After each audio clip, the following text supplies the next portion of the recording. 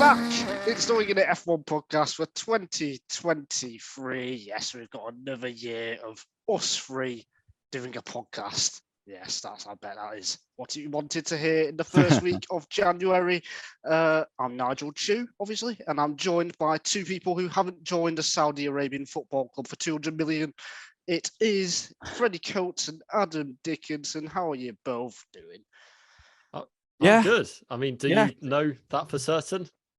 Yeah, exactly. Yeah, you do. I haven't, and I know Freddie hasn't either. So, Adam's my manager. I'm good. It's our fourth year that we have made podcasts in, so that's an accolade. Wow, this COVID project is still going. Even as they relax the policy in China, we're still plugging away in different rooms in different parts of the country, talking about Formula One. This was actually Freddie's uni project in second year, but we're still doing it. Was it?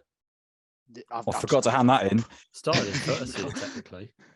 Did it? Well, oh, yeah, it would have been first year. It started in first year of uni for all of us. Adam's still at uni, but he's technically in seventh year now. Nigel and I both have jobs. It's becoming increasingly difficult to fit this around, and we love doing it, and we're going to carry on. And Nigel, take control of this podcast, for goodness sake. Oh, take control. Today we're talking about talking points in F1, not just the world, or else we'll be here forever. But we're going to do the world one day. But we're talking about F1.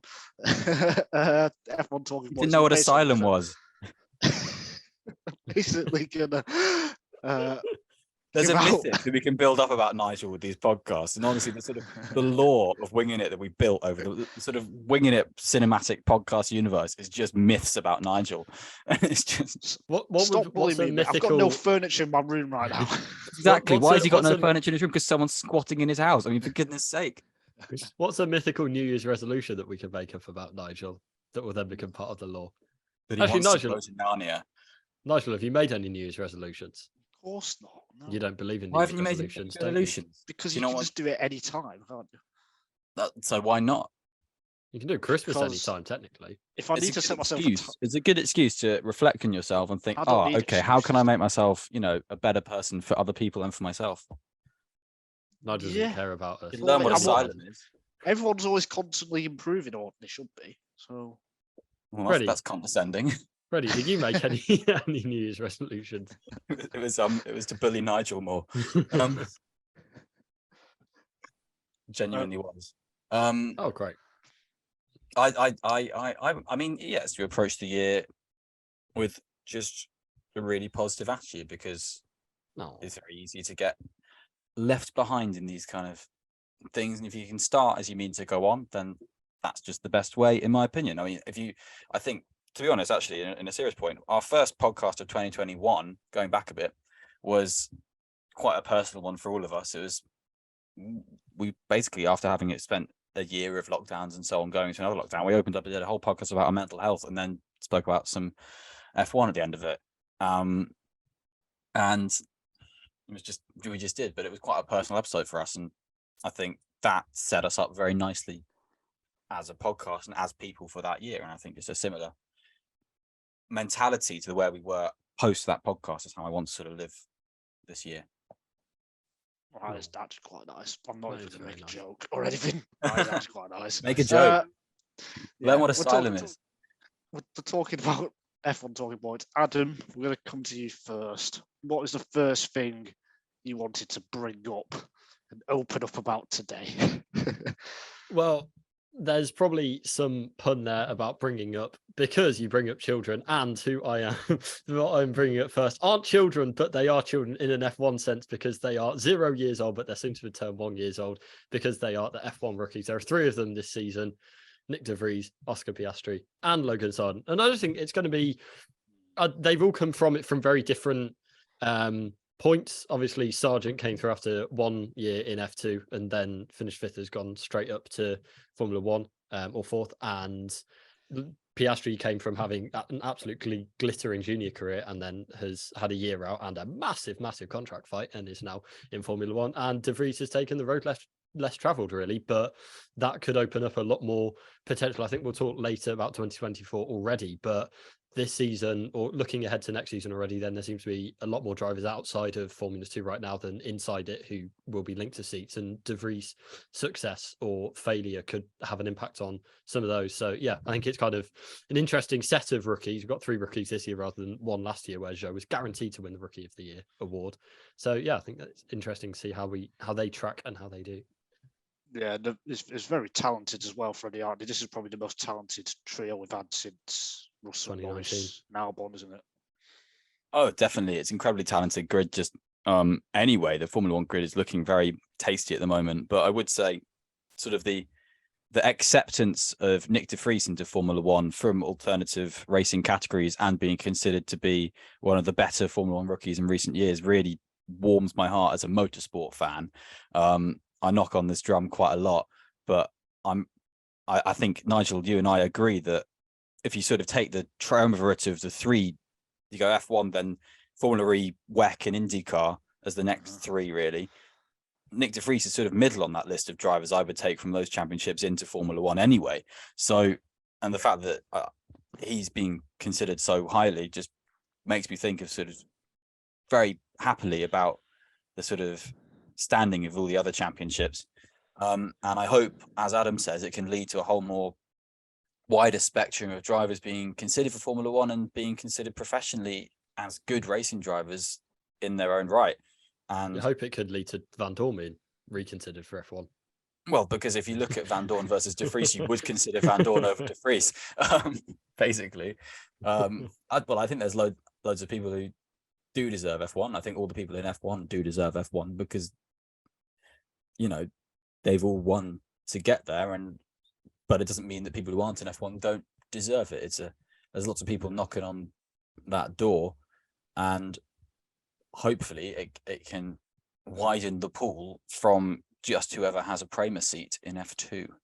Yeah, I completely agree. I think there's a lot of talent. Not to knock Piastri on the Prema seat, by the way, because he was stunning. Yeah, there's a lot of talent in motorsport who haven't even had a sniff of getting to F1. I think like half the full league, probably even a bit more, could be in F1 and they would do a solid job at the very least. I genuinely think that.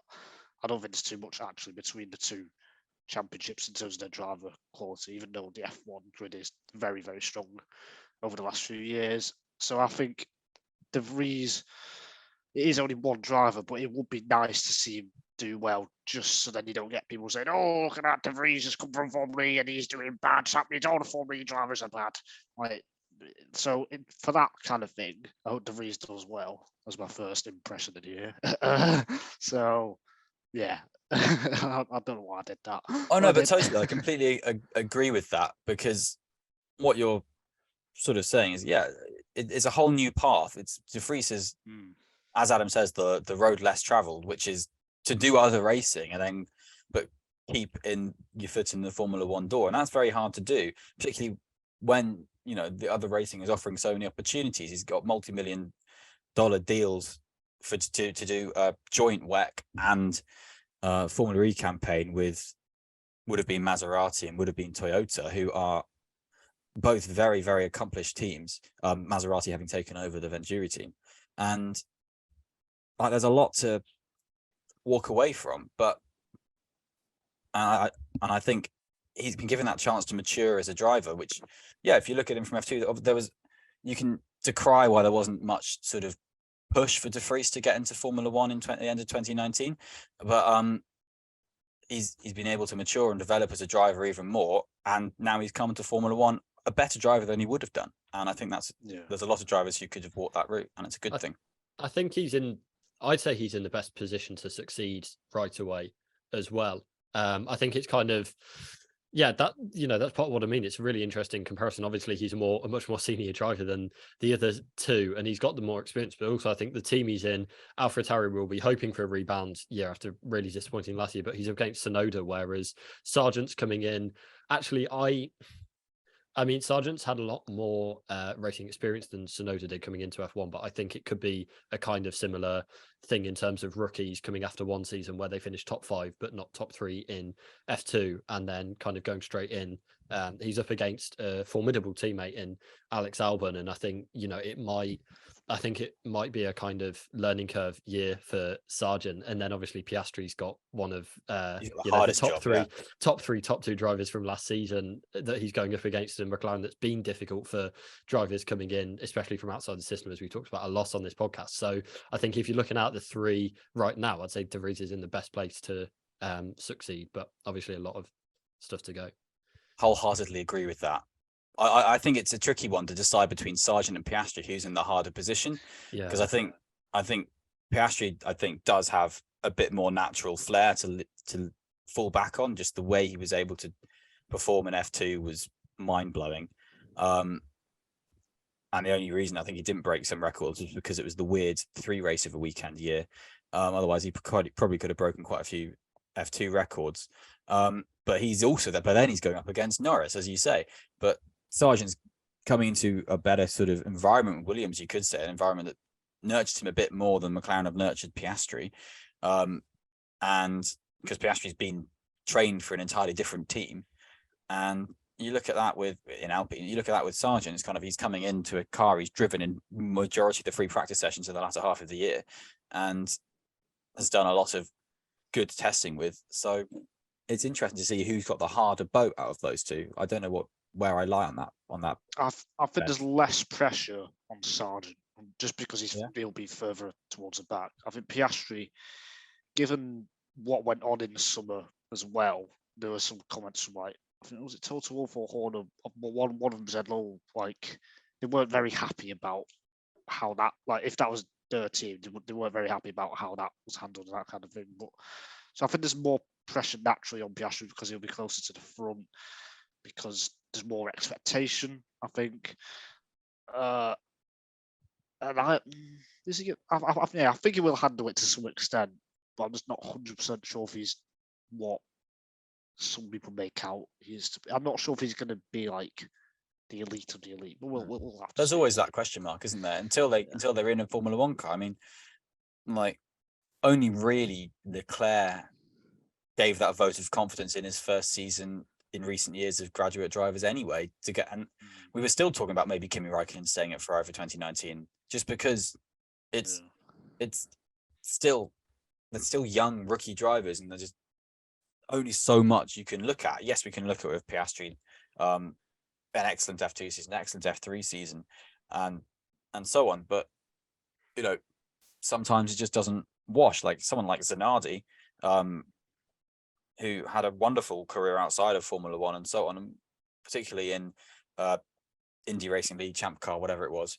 kart, didn't wash with Williams when he was in Formula One at all, and it was a hugely disappointing transition. So, granted, that was 20 years ago, 25 years ago, but it's a very famous example of a hugely rated driver everywhere, apart from and rated when he was in Formula One, struggling, but just struggling. So, there's a lot to sort of question here before we see wheels turned in anger. And Bahrain still isn't necessarily the best metric, as we saw with Tsunoda in 2021. So it's going to take a few races. I don't know. It's kind of difficult, but I do think there's maybe more question marks over Sargent than the others, just in terms of, he's coming out of a rookie season in F2. He looked quite skittish in his kind of final weekend in Abu Dhabi, where he needed to prove it, and he did manage to get through, but it wasn't a kind of flawless weekend. It wasn't the dominant weekend that I guess you'd hope to see from an future elite driver. And it's they're still looking at his career. It's been impressive, but it's maybe lacking. He's not, I don't think, won a championship. He's not had that really wow standout moment, although you could say actually F3, so I take that back. But I just think maybe there's more question marks over Sargent than any of the others. So the only that element, the only underscore we would say is that Piastri F3 championship would have been equal level of success for Sargent if he needed it, if he'd won that in the end, but he was taken out of his own out of his control and was on target to win that championship, in my opinion. So I agree. I think that should be ranked at the same, but yes, in F2 he wasn't as good as Piastri. So from Sargent, who's probably going to be towards the back, let's go to the front of the pack. That was a good segue, wasn't it? Yes, Freddie, title race. What do you think is going to happen, or what are you thinking? 2022 F1 obviously started with the belief that there was going to be no title race and that Charles Leclerc was going to walk away with it. And then for a hopeful 2 or 3 races, we thought Sergio Perez would be in a title fight. And then if you had a brain, you didn't think that. It was a collective we of those of us who don't have brains. I was looking forward to seeing where that was going. And then we had a brilliant title fight between Max Verstappen versus the Air. And thankfully, the Air didn't win. And Max Verstappen won 15 races. And the title fight was left lacking. Oh, the air. I thought it meant like the oxygen and that. No, I did genuinely just mean air resistance because that's the resistance. But basically, the concept, Nigel, was it was him versus nothing. Oh, because he's that good. Well, no, because the Air doesn't really put up much of a fight. Oh. Neither did Ferrari. Exactly. There we go. He gets it. He gets it. But he was saying we didn't have brains. But What's anyway, going to happen this year? Well, this year is a whole different kettle of fish, or it might not be. We don't really know. But we obviously have a new talking point. If we did know, then it'd be. Well, that's the thing. It's more of a hopeful talking point. It's more of a hopeful talking point because obviously Mercedes were plugging away, and we know they're a cracking race team. Ferrari have got a new head honcho in Fred Vasseur. He's going to have full confidence of the board, definitely, because they don't want to look like that. Don't want to look like they're that stupid. So there might be an element of stability just built from that at Ferrari. That's clutching at straws, perhaps.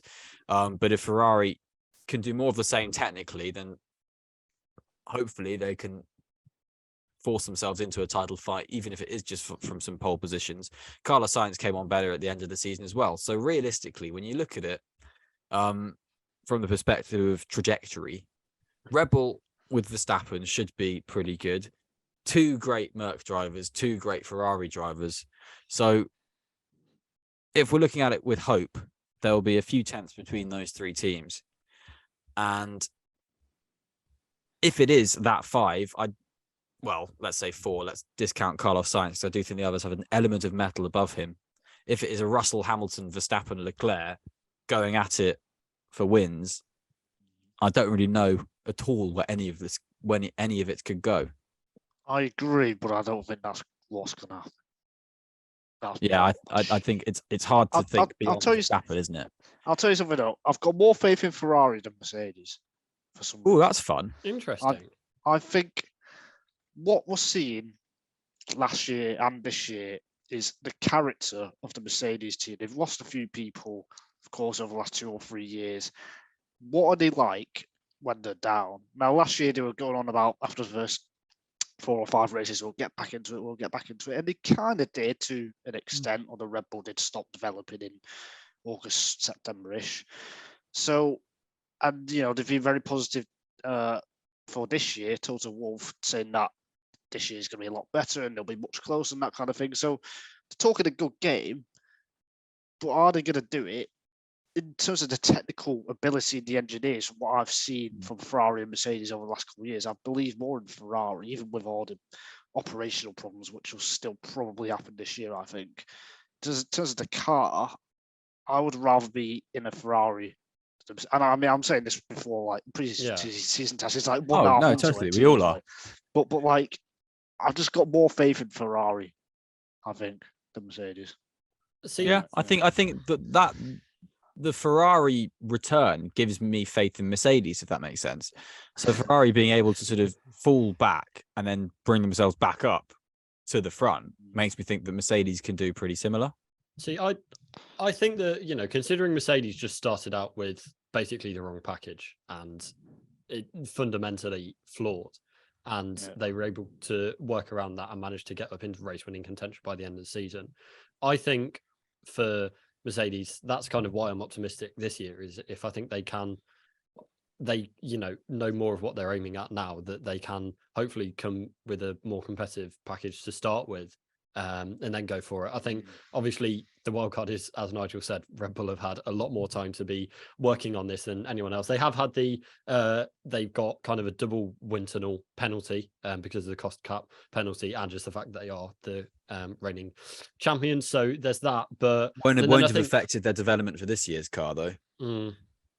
It will affect the development of the car later in the season, depending on how they use that. But it won't affect the start of 2023. Yeah, but as the season goes on, then it is a hindrance that they have. Obviously, that is balanced against the fact that they are a very, very good team. But and I think Ferrari. I mean, if you're kind of looking for optimism, then this is really the season where you'd hope you'd have the best of both worlds, because you'll have had Binotto's technical input on the 2023 car, and what they'll be hoping is that Vasseurs kind of street smartness in races and kind of his ability to run an efficient team on race weekends will, you'll have kind of both benefits of that as the season goes on. Obviously, they went up in us to develop the car further, but if you're coming into it in the first few races, they'd hope that they'll be in a good position because they've got, in theory, the strength of both team principals helping them. So yeah, that's kind of where I see all the teams going. I think it's still so hard to look past Red Bull though. But I do, maybe out of the two,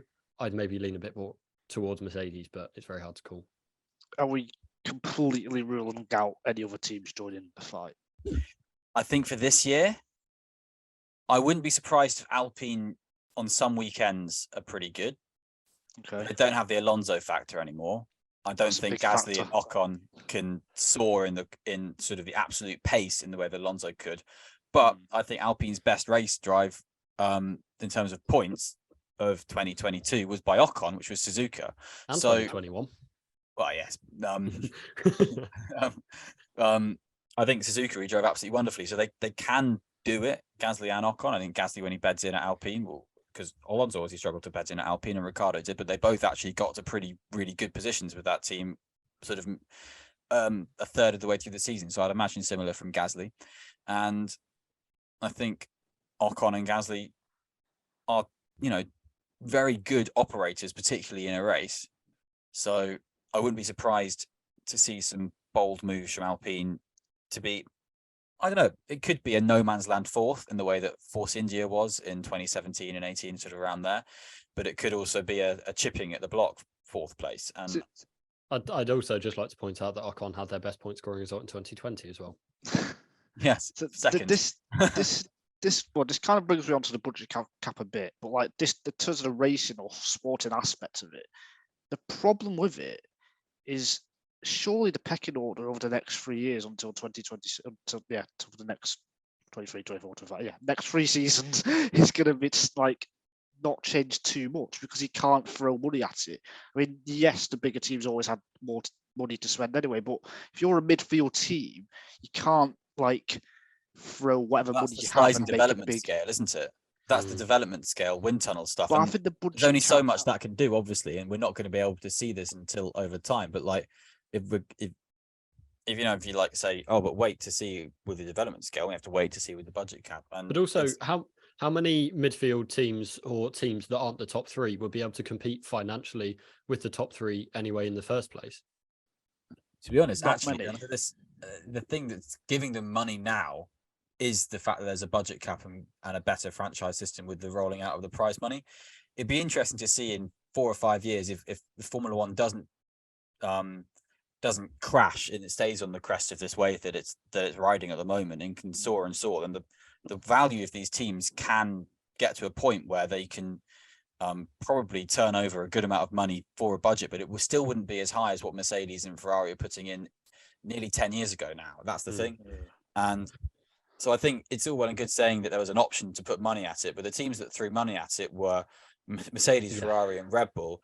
And the only years they weren't in the top three were 2014 and 15 because Williams had a slippery car. I think the team I'm not going to say that they're going to break into that front running group, but I'm interested to see where Aston are, because they did have an upturn at the end of last season. Obviously, they've got Alonso coming in. They've got the kind of off track investment projects, although I don't know how many of them will be online to help this year. But that is if you're looking at kind of momentum building, then that's the team that I'd highlight the most. Alpine, yes, they had a very good season last season. It just feels like a very Alpine Renault Team Edstone thing to do, to then have a bit of a drop off after improving for a few years. So I'm not sure how much I trust their consistency yet, although they have made changes. But yeah, I think Aston is the team I'm most interested in because it feels like they got the momentum, but also it'd be a very Alonso thing to go to the team that looks like it's got that momentum building and then falls back. Aston's the interesting one because I was going to bring them up with our discussion on Mercedes, because they were the team who did a big concept shift And admittedly, they realized their first concept was poor before the season started, and then just started again, but had to wait obviously till Spain to have their green Red Bull, but they proved that they had that concept in the works beforehand, and that then worked, and they were able to work on that concept live as the season was going on, and ended the season on a bit of a run that deservedly moved them up in the constructors' standings. So there is a point there to be made that we're still at such a fresh, young point of these regulations that concept shifts can change teams' fortunes pretty nicely. I think the last thing I'll kind of say before we move on to the budget cap as a topic, then what does kind of improve parity generally is consistency of rules, and by and large we have that, and I think that will help. Should help bunch the grid up a bit, and there's only kind of so many advantages you can make. So that's where I'm crossing. Best we can. I mean, Formula One does love a medal, but sometimes they love a medal because the consistent rules consistently, as Nigel says, fall into a pattern. So the annoying thing is we're all right because we just have to wait and see. But all of our theories in this hold water, and that's because it's the future. So I think, realistically, for a title fight for this year, if you did have the top three teams, just to round it off in a very good, in a competitive order, let's say it's like a 2021 where Merc and Red Bull are slamming it at each other every day. If that's Ferrari, Mercedes, and Red Bull in terms of pace, where are you ranking the top 6 drivers in the championship? Oh, bloody hell, Fred. There's only 2nd of January, mate. Going to save that for February. Do we have to answer that now? Can we not tease the audience? Okay. right now, 6th Perez, 5th Sainz. Right now, surely not going to change for the next 7 weeks. 6th Perez, 5th Sainz. The question doesn't. The question never changes. Well, the answers can't either, because it shouldn't change before testing. 4th Russell. That's interesting. It's really difficult. But yeah. What was your 6th and 5th? Sorry. So Sainz. Sorry. 6th Perez, 5th Sainz, 4th Russell by an absolute hair, 3rd Leclerc, 2nd Hamilton, 1st Verstappen. I'm going 6th Perez, 5th Sainz, 4th Leclerc, 3rd Hamilton, 2nd Russell, 1st Verstappen. For some reason. Where do you think the edge while Nigel ums and ahs? Because I think the reason I put between Leclerc and Russell, I think I just put Leclerc's I think absolutely monster qualifying pace just to smidge ahead. And I think in terms of a championship, the fact that he's not got a teammate to battle who's as competitive as Lewis Hamilton, where do you think the edge for Russell is over Leclerc? I think Russell has proven that he can pull something pretty deep out of himself, and when he was in a good groove with that at Williams, when it felt like the points were coming, they were coming, he was getting better and better and better with the way he was putting out with that car, and the same in Formula 2. And I think he got a bit comfortable quickly in sort of not having to pull so much out of the Mercedes until later in the season, when he sort of came along strong that, actually Hamilton has kind of walked me now for the 2nd, 3rd of this period, and he did actually step up then. So I think there's a step up in Russell. And I think Hamilton, without copping out, like Verstappen in a Ferrari would be different to Verstappen in a Red Bull. Leclerc in a Mercedes. That's not the question. Blimey, where are you going? Like, it's so car specific, like driver to the car in F1, which makes it so difficult to answer. Well, how about you base it on the teams they were in for this year? That was radical. No. All right. So you said all 3 cars. What about if De Vries is in a Mercedes? Yeah, all 3 cars. Verstappen's in an AlphaTauri, but it's really, really good. The same way you had with Merc and Red Bull in 2021, where it would be like, no matter where we were looking at how the cars were better and things like that, it was always Verstappen and Hamilton trading 1st and 2nd. And Mercedes had the fastest car. But anyway, let's say all 3 cars are equal. Perez. This is 6th to 1st, obviously. Perez, Sainz, Russell, Leclerc, Hamilton, Verstappen. So same as me. I can't remember. Is that what you said? Yeah. Sorry for springing that on you. I just thought it would be fun. It's fun. It's the time to do it, Yeah, January. exactly. It's 2nd of January. It's the time to hope we're going to be ranking the top 6 when it Trying comes to to championship make it 8 mate a milking joke there, but couldn't pluck it out in time. But made. wow. Anyway, someone who milked the budget cap for all they're worth last season was Red Bull, or 2021 season was Red Bull. So will we see another budget cap related controversy this season? I think because I think I made a point when it did happen in, was it September, October when it all played out, that I think it will happen again when a team breaks a budget cap, and it could even be this year. So I'm just interested to see if that's when it does happen. How the FIA go about it? Will they, what penalties will it be? Will it take the same amount of time? Will we get a faster outcome? That kind of thing. Because it was, I don't know.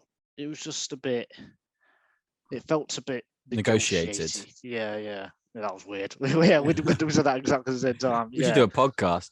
Yeah. So I hope they have kind of learned from last year, and they also have a punishment ready for what certain things that happen. Let's say that's my I think if it does happen. They were keen to say that this was a punishment for this year, and that any other acts would be punished suitably, if that makes sense. So I think if there is another instance, be it relatively similar, then there would be I think probably a harsher punishment.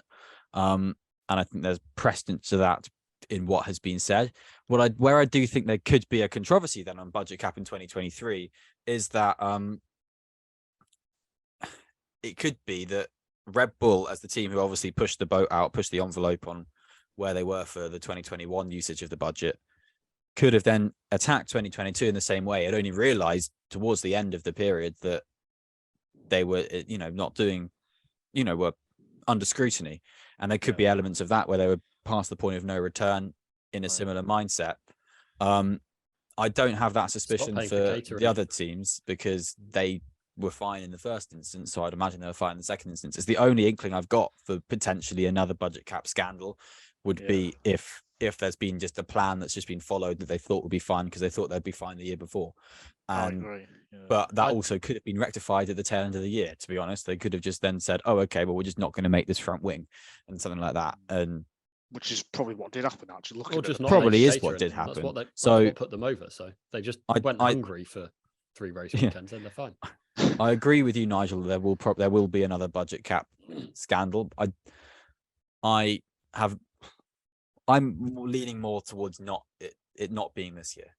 I think the FIA have really backed themselves into a corner this year, or from Red Bull, because I don't think the Red Bull punishment was that harsh. I think at the bare minimum it should have been a kind of penalty coming out of, obviously the financial penalty was $7 million, pounds, euros, but it wasn't coming out of the budget cap. So I think that is something that I think a lot of teams wanted and didn't happen, and we all said, I believe, before it came out. So I think now they're in a difficult situation where if there is a similar breach and they do want to treat it more harshly, then they're going to cop a lot of criticism. Obviously, like Freddie said at the start, then it does depend on the breach, the nature of it, how it came about, all of that. But I think if you're a team with deep pockets outside of the budget cap, then I think you're looking at the penalty and thinking that's not too bad. And if the FIA do want to punish something harsher to kind of disincentivize that,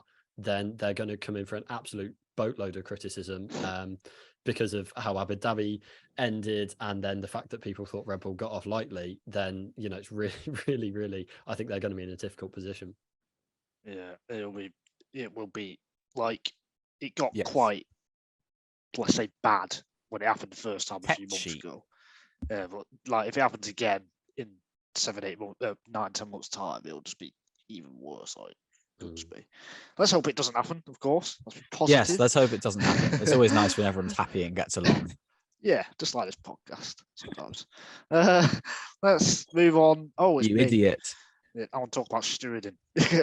Sorry, we've got a document for the plan. Oh no, stewarding. Yeah, we've got a document. Shucks. So are we asking the question? Do we think stewarding will be a talking point in 2023? Because I think the answer is yes. Will there be any improvement, or will we still see inconsistency every race or every 2 or 3 races, because this has been an issue for years. And we will see something gonna change? consistency. We will see consistency in how inconsistent it is. So you don't think it's going to change? No, it's not going to change, is it? I agree with Freddie.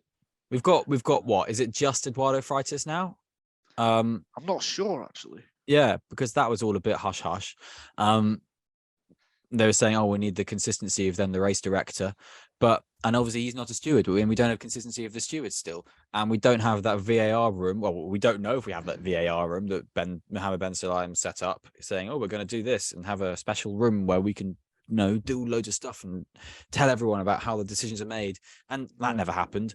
Just for some context for that was announced before last season, but then we never heard any of it from Bahrain onwards. It might have been used. But we never heard anything. Yes. So, that'll be interesting. The way it was announced was very showy offy, as if it was a big room that deserved a plaque or something like that. And it started to sound like it was just a bit of fluff to make everyone move on from shouting about Michael Masi. Would say, "Oh, look, there's a step being made. Let's look forward, not backwards. What a good idea, Rafael. Let's look forwards. Wow." And now we're just looking backwards at them not looking forwards again. I mean, also, in terms of F1 has effectively VAR anyway. So it's naturally, they're it's not. It's kind of that's the nature of F1 is that it carries on going. It's different to football in many respects, which is why we shouldn't compare them for most of the time. But I think it is the nature of it is that it has VAR because it has stewards who have access to screens and can implement penalties after the event that still affects the race or the event. So it's a strange concept to begin with, but to kind of round this out, I do not think we're going to see, any significant improvement, just because I don't see any reason to think that we will. I tend to agree. The one thing I will do. Oh yeah, the one thing I will say on this is other motorsport series have proved you can have efficient, consistent, fast stewarding and get it right 99% of the time. Do it quickly as well. During the races, not after the races, if it's in the middle of the race. Other championships, they've also proved, to be fair, that it's very hard. It is, but it's doable. I think a lot of them have a lot of racing series have suffered by basically being a much quieter group of people to shout about it. And I think if you look at sort of from say club racing and that kind of thing, which is the least professional motorsport there is, it's the most amateur motorsport, and you could say some of that the stewarding is just the most ruthless, but can also be just madly inconsistent. You kind of think from that perspective, if sort of at the root level it's mad and inconsistent, it's just going to be mad and inconsistent at the top. But championships I've watched over the last 10 years, like Formula E, WEC, V8 Supercars, IMSA, IndyCar, IndyCar especially is arguably the benchmark over the last few years. It is doable, and if F1 is the pinnacle, and with all the technology, all the people, I don't see why they can't do it. Especially, there's not as much racing, let's say, in F1 compared to these series as well. I mean, these series I'm talking about, there's literally bashes and overtakes and stuff every single lap. In F1, there's less to monitor, really, so it should be easier. So it does baffle me as to why nothing has really improved over the last 4 or 5 years, but hey, who knows? Let's be positive again. Maybe they haven't employed anyone to sit in the VAR style room. Maybe, yeah. And they just built the room and they're like, "Oh, damn it, they're all at the race." Yeah. And then forgot. Maybe they forgot. I haven't forgot the next topic, which is track contracts, which is what Adam wants to talk about, because lots of tracks. Adam, regale us with the story of track contracts. Lots of tracks are going to be out of contract either this year or in the next couple of years, aren't they? Yeah, that's the thing. So this year it is only 2. It's 1 and a question mark, because Austria has a multi-year contract, which people think is going to be this year. But if it's not this year, it'll be the next few years. And then Spa got that 1-year extension that was, very last minute, and it's here, but not it still feels like there's a lot of work to be done for both sides to agree to a long-term extension. And then the year after that, it's Silverstone and Suzuka, and then the year after that, it's Monaco and Imola and Monza and Mexico and Zandvoort and Vegas, although Vegas, you'd imagine, will be extended more, and Interlagos. So given that they want to have this 25 race calendar, and there's already, we're pretty filled out on that, and there's China who has a contract until past 2025 and wants to come back in, and there's South Africa who there's things that have fallen through, but it does feel like we are going to get that race confirmed at some point. Then at least one of these European tracks is going to be going, or Suzuka, but hopefully not. But yeah, one of these kind of classic tracks, or I guess Interlagos. But anyway, one of these classic tracks is going to be going, and this is the year where those dominoes will really start to fall, because you've got Austria, who I hope would stay. You've got Spa, which has just had kind of more and more question marks over it. You've got Monza coming up in a few years, which it feels like it's every time that contract comes up for renegotiation, then there's more question marks and more uncertainty about what's going to happen. And then you got kind of, the other fan favourites in Imola, which has become a fan favourite somewhat unexpectedly over the last few years, and Interlagos and Suzuka and Baku, which is the one I failed to mention for 2024 as well. So it just feels like, F1 is running towards a deadline where it is going to have to start dropping some of these circuits if the rumours are to be believed, and the dominoes are going to start to fall this season, I think, on that. I think from what I know financially, which is not a lot, obviously, Imola, Spa, and Zandvoort are the ones that are a bit iffy to me out of the ones that are going to be out of contract over the next 2-3 years or so. So those are the three that at least one of them, to me, will drop off, is what I would say to that right now. I think the big problem on a lot of these kind of things is sort of how they go about trying to stay in contract and things like that. And I think Silverstone's one that raises a lot of questions because of the dynamic pricing they've introduced and things like that. I would be surprised if you see much more kind of similar unfortunate tactics to selling tickets from lots of circuits that maybe still sell out, but price it out a bit and kind of change the nature of where Formula One is anyway, because that's fine for a couple of years, but it's unfeasible after a few years to kind of have that kind of structure. So even if a few of them go for that, I think even in a longer term, let's talk 4, 5, 6 years, there could be even more headaches on this regard in terms of how these contracts get settled. If the contracts from Formula One side are worth more and more money, then it's going to be harder and harder for tracks to do so. And you've got 2 races in Italy. There's only so much that can be propped up, that those prices can be propped up from sort of local regions. The Emilia-Romagna Grand Prix is called so because of the Emilia-Romagna province helping out and things like that. But a lot of these races don't have the assistance that is required. And when you've got races like Vegas being set up entirely by Formula One themselves, it begs the question, is there going to be sort of protests from the track promoters in the years to come? And I think it's a really interesting topic to look at from that regard, because you can sort of see a tracks promoters association forming for European tracks specifically, sort of saying, well, hang on a second, we're fronting millions here and having to price out tons of people. And I think there's will be an interesting will to see on how they want to go about their relationship with Formula One in the future. Because for pretty much all of these tracks, having Formula One is wonderful for them, and it's just though sometimes it can be completely unfeasible to have Formula One. So you look at somewhere like Sepang, they don't have any interest in having Formula One back because it was unfeasible for them to front up the costs for it, and they weren't getting the reward from it reputationally and so on, and they were happy just to keep bikes because that was working for them. And I wouldn't be surprised if you can see some tracks making that kind of decision in coming years, be it at Austria or somewhere like Baku. Baku thinking, we put so much effort into changing this city into a Formula One circuit, and it's just very difficult to do so, and Formula One's too demanding. You can see the powers that be in a Baku council saying, well, nah, actually jog on, and things like that. And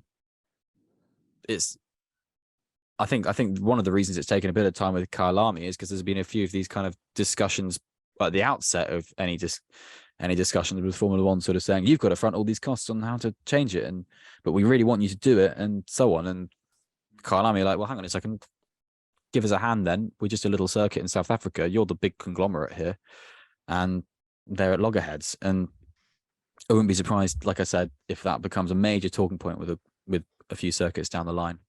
It does feel like we're in the middle of an evolution of the F1 calendar. I mean, obviously it changes year on year or every couple of years, but if you look at 2019, we didn't have any Saudi Arabia, no Qatar, We were no going to have Miami. Hanoi. No Las Vegas. We've had these 4 races come on, and we could have more Middle Eastern races, and we've already lost France. We're probably going to lose 1 or 2 more classics, let's say. So it does feel like from 2019 up to, let's say, 2025, the F1 calendar is going to be very, very different to what it was. So I think we're in the middle of this evolution period, I think. And it's not like it's easy to just say, you know, I'll get rid of Qatar or get rid of Abu Dhabi, or, you know, Melbourne's one that's kind of coming in for more and more slack as it seems to not, you know, be losing its grip on the opening race of the season. But they are locked in. All of those are locked in, I think, until the 2030s. Australia is about 31 or 32, and they've got in that contract 37, isn't it? I thought I might have pulled that from the back of my head, but I thought it was something like that. Either Qatar or Bahrain is until 2036. There's some absolutely mental ones. Australia will host the opening round 5 times between now and when its contract runs out, or at least 5 times, I should say. But you know, it's not. And you know, we talked about this last season as well. It's not a case of just listing the Grand Prix circuits that you don't like or haven't produced great racing and saying get rid of those, because you know there are contracts, and you know the ones, in a lot of cases, the people's favorite circuits are the ones that have the shortest tether on those contracts. So yeah, you know, Catalonia is another one that's in for 2028, and they've committed to kind of longer rebuilding works on there. So yeah, it's a real. There is going to be, I think, a lot of upset from fans kind of losing fan favorite tracks. And I think, you know, really the ones that I really hope stay are the 4 from the 1950 season. You know, those 4 kind of original ones in Silverstone, Monza, Monaco and Spa. What it is worth saying is that the rotational element of a calendar is still being shouted about quite a lot. That's not a compromise that's died out. And it's a very I mean, it worked pretty nicely with the Hockenheim Nürburgring sort of style for 6 or 7 years until they both ran out of money and ran out of sort of the feasibility with Formula One from both their sides. But I think that's the point, is like, if you're only hosting every 2 years, if you're only getting those gate receipts every 2 years, it does kind of, you know, if you're on, I think it's a slippery slope if you get onto that, because, you know, we've not, that I can think of, recently seen circuits go on that rotation and then come back fully. Yeah, that to me, again, I agree. We'd have to see it in practice in the future, but I do think there's an element of it that is very true, and I think there needs to be more from Formula One from this side. Really, if Spa goes biannual, then it's only a few years before it goes. That's my kind of. I agree. Fair enough. I agree with that. So yeah, calendar talk. We like calendars. But yeah. I mean, it's worth stressing. This isn't, you know, this won't all be decided this year, but this will be where the domino starts fall. The kind of pieces start, you know, move even further into position. Absolutely. We'll come back to Adam's calendar contract corner routinely throughout the year. I don't know. We signed contracts, did we? I didn't know that. That's where all the money's going. Anyway, something that was announced in between our last podcast, which was of course brilliantly done by Freddie and Adam whilst I was having troubles with planes. Not going to mention any companies, is that the FIA announced that the drivers or people will be banned from making political statements without permission from the governing body, which is of course the FIA. I mean, we've got to go back all the way to 2020 into the We Race As One campaign when the pandemic started, when that came out, because this is where it kind of started with F1's push to have diversity and that kind of thing after the Black Lives Matter movement kind of came stronger and came about that year. And then now they're saying you can't make political statements unless you get permission, which in itself is a political statement. Yeah, you can say that. And just doesn't, to me, it comes back to you should be allowed, if you're watching TV or if you're at the track and you're angered by someone putting on a shirt or doing something for 20 to 30 seconds, that is your problem, because that statement or political statement or whatever you might want to call it could have a really positive effect for millions of people watching. When Lewis Hamilton does his salutes or does whatever he wants to do, that can have a really positive effect and change other people's minds. But if you're someone who sees that and goes, "Oh, why is he doing that? I just want to see the racing," then to me, you are the problem with it. And if the FIA are not allowing drivers to do this, then it's just restriction. Quite frankly, it's not. I mean, I don't want to get into a freedom of speech kind of big thing, but it's restricting what people can do, which can have a massive effect on the world, especially when you're someone like Hamilton or Verstappen, who's got massive followings. So it's just that element for me. The FIA want to make it like for themselves kind of thing. Like they're making the rules and saying, these are the rules, take it or leave it. And the rules, I mean, you can say, oh, you should just accept the rules, but something like this, or sometimes you can't always accept the rules if those rules are not correct, quite frankly. So that's my take on it. I mean, I'd echo everything you said. I think the things I'd add is, if people who say keep politics and sport separate, that's impossible. It's not. Sport is, politics is all around sport. As soon as you get F1's the off most the political field sport or the track, and the reason that Saudi Arabia are having a race or are sponsoring Newcastle United, or and there are countless other examples of this, are it's legitimizing it, is using sport to show off your country and your regime, and that's political. And it's not, you can't separate the two. And the people who say, oh, sportsmen should just stick to, or sports players should just stick to sport and they shouldn't get into this because they're just sports and it's not their field. It's that's, if you're an electrician, should you not be allowed to make your political opinion because you should just be interested in electrics? Or if you're a librarian, you're just interested in books. It's like, it's not a valid argument to say that, and it's not a valid argument to separate the two. And it's as I say, it's kind of negative. It's censorship from the FIA, and it just gives them a really bad look. I think the crucial point for me is that, like I just said, it's a political move in itself. It is an attempt to say, okay, we're about the racing, but what it does then is it creates a sort of, for want of a better phrase, style guide in what's an appropriate protest to make and what's an appropriate anger to have. And it weaponizes every single thing that Formula One puts itself behind, be it a sustainability push, be it a rights push and things like that, which Formula One has said since, in retroactively, and this is an FIA move, it's not a Formula One move, but the FIA, I should say, have said since that they will continue to stand for all these kind of things. But now what they're having to do is to backpedal, and what they're having to do is to realistically, what's the word, not with censorship, but basically offer their own basic political opinion on everything, which makes every issue bigger and makes every issue more magnified. Party line, precisely, and completely changes the way someone can then speak in that arena. And it gives more power to the protester, which in some regards can be potentially seen as a good thing. And that can kind of work. We saw with the jewelry thing that it was proved to be pretty pointless, and the protests on that basically sort of helped out. And for some reason, that seems to be something that really riled Nigel. But it didn't. But it is just kind of like, it's offering sort of a dangerous route for any sort of conversation to be had, and changes the game completely. It's a massive shame, and it really sort of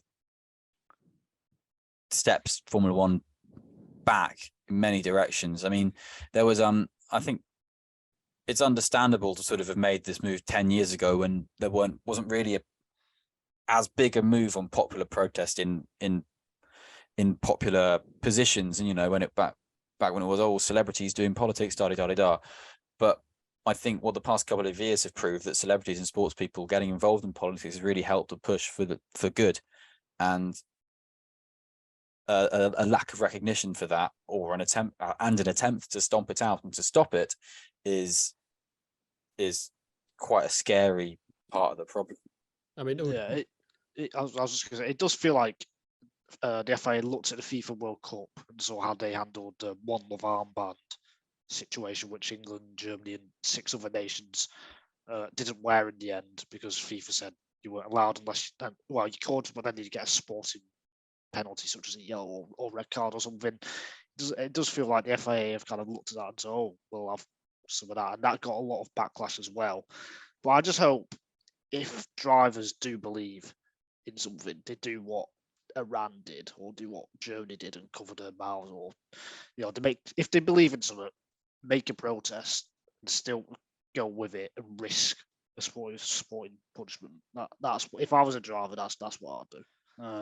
Yeah, let's move on let's end with a bit of a more positive note. Silly season, yes, we're already talking about it, even though drivers 2023 losing their jobs, mate. That's not positive. 2023 is just started. I mean, they should find a driver somewhere. Well, actually, it might not, but in most cases, they'll find a driver in some other form. Freddie, or who actually? Oh no, it was all of us. Sorry, I'm going mad. Who wants to take the lead on this? Sorry. As a member of all of us, I can speak. That's like the Top Gear thing, isn't it? When they say like when one of them does it, that counts like the whole team, and one of them does like the stupid challenge, it's like that means the whole team passed. Okay, no lad. Well, no, we're going to talk about it. It's not just me talking and then the podcast ends. Yeah. Well, maybe it is, and then ends the. No. Maybe it is. Maybe we'll just end. But yeah, so silly season seemed to take on a new level in 2022, in that we went, I think, helped by us going into it thinking it was going to be a pretty minor silly season, which then developed into a pretty decent sized, volatile, pop up and scare you horror film of a silly season. For a lot of people, where you just think, hang on a second, this has happened, now this has happened, now this has happened. Oh, and now he said this hasn't happened, but this has happened. What? I'm confused. And that was the 2022 silly season in a nutshell. And it does kind of lend itself to 2023 being a continuation of that, with sort of the hot potato not having quite been dropped, and a few positions. Obviously, the rookie positions are going to be questionable, but there's a few positions in Formula One that are now sort of have more question marks on them. The Tsunoda position has a question mark. The Haas team isn't future proofed. The likes of Lance Stroll are set to be shown up, and there's quite a few just positions in teams that don't seem to have the best backing just because their teammates are quite good. So I think even with anyone who's got a contract, you could look at them and think, oh, even still, for the majority of the drivers in Formula One for 2023, just because of the nature of the way it's going. And I think you've got to fight fire with fire. And I know you were saying that Horner and Wolff were very unhappy with the whole Piastri management scenario, and I think that's fair enough. And it could mean that everything's a lot more tighter this year, but it could also mean that everyone's going to strike while the iron's hot and try and do everything very aggressively. I don't think we're going to see much change at all. Personally, That's boring.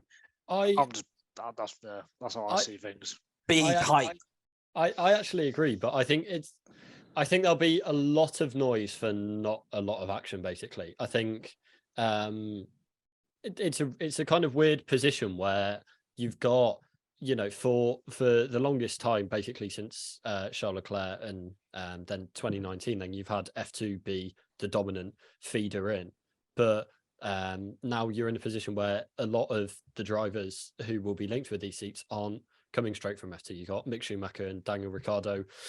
Obviously out there, you've got Herta and Pelot if they're being mentioned in these next season. You've got Van Dorn, and there'll be others that I've forgotten as well. So there's a lot more drivers out there who aren't coming from F2 than are. And then even then, you've got Drugovich who's on a year out, Porsche who may be on a year out, and Schwartzman as well is kind of a longer shot. So there's just a lot of buzz around there. So yeah, I think kind of looking at maybe one name, I think my guess would be Iwasa. Might get a shot at AlphaTauri. He finished 5th in F2 last season, and Doohan finished 6th, so he's another name around there. But I think you're looking at the F2 grid as it is so far, and there's a lot of drivers who you think will make it really competitive in 2024. But unless one of them has a stellar rookie season, which isn't out of the question, then it might be a case where a lot are taking those second seasons and building on there. So yeah, I think it will be one driver coming up. I think it'll be Iwasa, but I think there'll be a lot of rumor and a lot of speculation. When there's been massive, like, silly season changes, let's say, it's always been because someone at the top team has moved on, like a Vettel or a Raikkonen or Alonso. And I don't see Ferrari, Mercedes, Red Bull, Alpine, McLaren changing, unless there's a falling out, of course, which could happen. So, and those are probably good. Well, those could be the top 5 teams. So that is why I think we won't see too much. I do think one of Ricciardo or Schumacher will be back, or both even. I'm quite sure about that. But apart from that, it's difficult to say. I think I don't see any of those teams that I mentioned before changing their lineup. I think the interesting, probably not this season so much, but 2024 and 25, I think the interesting one to watch will be Audi, because obviously they've already moved for Seidel and they'll be, positioning to get there. So, yeah, I mean, if it was this season, then you could see, say, a Sainz going, or Russell or Hamilton maybe out of those top teams, or Norris. So I think that'll be the interesting one to watch, but it is too early, I'd say, at the moment to be kind of positioning for that, because it's still 3 years away. So yeah, I still think there'll be a lot of speculation, but I think in the end it will kind of come down to it. But yeah, I just think it's interesting because there's not that channel that you can look at and really use that to obviously compare the drivers that are in the frame and all of that. It's a lot more widespread and kind of talking on subjectivity. See, this is what I thought this time last year. So who knows? Yeah, but doing the job for hype. I also agree with you, but I'm doing the job for hype. I mean, that's the thing, though. I mean, you had 2018 2 drivers, 2019 3, 21, 2021 you had 3 drivers coming in, and then last season was 1 driver. Oh, well, that's just coming in though. They're changing around in between. 2018 to 19, there was only 2 teams that had the same lineup, and that was Mercedes and Haas. So there's differences to that. There's different ways of judging that. Yeah, but I don't know. I think it'll be a bit quieter. I think you do. The end of 2018 was mad. Apparently, Ocon was going to go to McLaren for 3 races. Like, everyone seems to forget about how crazy that was, but he wasn't able to because he was too tall. He had a seat fit. He didn't fit in the car. And then he left Formula One. Carlos Sainz could have left Formula One then, but because Ocon was too tall, Carlos Sainz is now at Ferrari. It's mad. I mean, this is the thing. It takes one falling out at Ferrari or Red Bull or Mercedes, and then everything. Or Williams. Or Williams, yes. That thing we're looking forward to. But yeah, it is. The Sargent Albon battle will be raging. They'll be clawing at each other when they're out of the car. On paper, there shouldn't be much change on paper. But if it's all on paper, it's contracts. Paper's white. Are they digital contracts? If there is one to fall or something to start it off, where do you think it will be, and what do you think it will be? Well, whoever falls out in Red Bull, Ferrari, Alpine or Mercedes. No, but to pick one, because that's nearly half. Tsunoda. Really? Yeah, I can see Helmut Marko getting really annoyed at him because he's still quite candid about his attitude, if that makes sense. And even with the discussions about De Vries coming in, they're looking for him to lead the team. So that I think there's still reservations on Tsunoda that are quite public there. And going into a 3rd season at AlphaTauri hasn't really ended well for the majority of drivers who have done so. answer your question, Adam. None yeah. of those teams will fall Okay. out. The easy one to say is Red Bull, but I'm not going to say it. Yeah. So there we go.